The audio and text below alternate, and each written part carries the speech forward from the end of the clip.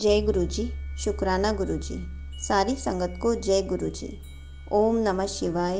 शिव जी सदा सहाय। ओम नमः शिवाय। गुरु जी सदा सहाय। शिव पुराण का 22वां अध्याय, देश, काल, पात्र और दान का विचार। ऋषियों ने कहा, समस्त पदार्थों के ज्ञाताओं में श्रेष्ठ सूत जी हमसे देश, काल और दान का वर्णन करें। देश का वर्णन।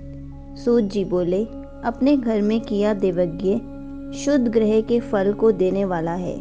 गौशाला का स्थान घर के किए गए देवज्ञ से 10 गुना, जबकि जलाशय का तट गौशाला से 10 गुना है। एवं जहाँ तुलसी, बेल और पीपल वृक्ष का मूल हो, वह स्थान जलाशय तट से भी 10 गुना महत्व देने वाला है। देवालय उससे भी अधिक महत्व रखता है। देवालय से 10 गुना महत्व रखता है तीर्थ भूमि का तट। उससे भी श्रेष्ठ है नदी का किनारा, तथा उसका 10 गुना उत्कृष्ट है तीर्थ नदी का तट। इससे भी अधिक महत्व रखने वाला है सप्त गंगा का तट, जिसमें गंगा, गोदावरी, कावेरी, ताम्रपर्णी, सिंधु, सरयू और रेवा नदियाँ आती हैं। इससे भी 10 गुना अधिक फल समुद्र का तट, और उससे भी 10 गुना अधिक फल पर्वत चोटी पर पूजा करने से होता है। और सबसे अधिक महत्व का स्थान वह होता है जहाँ मन रम जाए। काल का वर्णन। सतयुग में यज्ञ, दान आदि से संपूर्ण फलों की प्राप्ति होती है। त्रेता में तिहाई, द्वापर में आधा, कलयुग में इससे भी कम फल प्राप्त होता है। परंतु शुद्ध हृदय से किया गया पूजन फल देने वाला होता है। इससे 10 गुना फल सूर्य संक्रांति के दिन, उससे 10 गुना अधिक फल तुला और मेष की संक्रांति में, तथा चंद्र ग्रहण में उससे भी 10 गुना फल मिलता है। सूर्य ग्रहण में उससे भी 10 गुना अधिक फल प्राप्त होता है। महापुरुषों के साथ में वह काल करोड़ों सूर्य ग्रहण के समान पावन है, ऐसा ज्ञानी पुरुष मानते हैं। पात्र वर्णन। तपोनिष्ठ योगी और ज्ञानिष्ठ योगी पूजा के पात्र होते हैं, क्योंकि ये पापों के नाश के कारण होते हैं। जिस ब्राह्मण ने 24 लाख गायत्री का जाप कर लिया हो, वह भी पूजा का पात्र है। वह संपूर्ण काल और भोग का दाता है। गायत्री के जाप से शुद्ध हुआ ब्राह्मण परम पवित्र है। इसलिए दान, जाप, होम और पूजा सभी कर्मों के लिए वही शुद्ध पात्र है। स्त्री या पुरुष जो भी भूखा हो, वही अन्नदान का पात्र है। जिसे जिस वस्तु की इच्छा हो, उसे वह वस्तु बिना मांगे ही दे दी जाए, तो दाता को उस दान का पूरा फल प्राप्त होता है। याचना करने के बाद दिया गया दान आधा ही फल देता है। सेवक को दिया दान चौथाई फल देने वाला होता है। दीन ब्राह्मण को दिए गए धन का दान दाता को इस भूतल पर 10 वर्षों तक भोग प्रदान करने वाला है।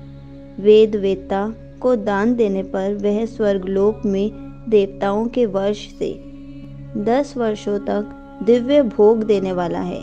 गुरु दक्षिणा में प्राप्त धन शुद्ध द्रव्य कहलाता है। इसका दान संपूर्ण फल देने वाला है।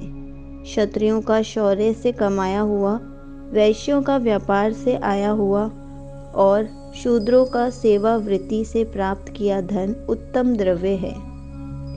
दान का वर्णन। गौ, भूमि, तिल, सुवर्ण, घी, वस्त्र, धान्य, गुड़, चांदी, नमक, कोहड़ा और कन्या नामक 12 वस्तुओं का दान करना चाहिए। गोदान से सभी पापों का निवारण होता है और पुण्य कर्मों की पुष्टि होती है। भूमि का दान परलोक में आश्रय देने वाला होता है। तिल का दान बल देने वाला तथा मृत्यु का निवारक होता है। सुवर्ण का दान वीर्यदायक और घी का दान पुष्टिकारक होता है। वस्त्र का दान आयु की वृद्धि करता है। धान्य का दान करने से अन्न और धन की समृद्धि होती है। गुड़ का दान मधुर भोजन की प्राप्ति कराता है। चांदी के दान से वीर्य की वृद्धि होती है। लवण के दान से षड्रस भोजन की प्राप्ति होती है। कोहड़ा या कुष्मांड के दान को पुष्टिदायक माना जाता है। कन्या का दान आजीवन भोग देने वाला होता है। जिन वस्तुओं से श्रवण आदि इंद्रियों की तृप्ति होती है उनका सदा दान करें। वेद और शास्त्र को गुरु मुख से ग्रहण करके कर्मों का फल अवश्य मिलता है। इसे ही उच्च कोटि की आस्तिकता कहते हैं। भाई बंधु अथवा राजा के भय से जो आस्तिकता होती है वह निम्न श्रेणी की होती है। जिस मनुष्य के पास धन का अभाव है वह वाणी और कर्म द्वारा ही पूजन करे। तीर्थ यात्रा और व्रत को शारीरिक पूजन माना जाता है। तपस्या और दान मनुष्य को सदा करने चाहिए। देवताओं की तृप्ति के लिए जो कुछ दान किया जाता है वह सब प्रकार के भोग प्रदान करने वाला है। इससे इस लोक और परलोक में उत्तम जन्म और सदा सुलभ होने वाला भोग प्राप्त होता है। ईश्वर को सब कुछ समर्पित करने एवं बुद्धि से यज्ञ व दान करने से मोक्ष की प्राप्ति होती है। यहीं पर शिव पुराण का 22वां अध्याय समाप्त होता है। जय गुरु जी। शुक्राना गुरु जी।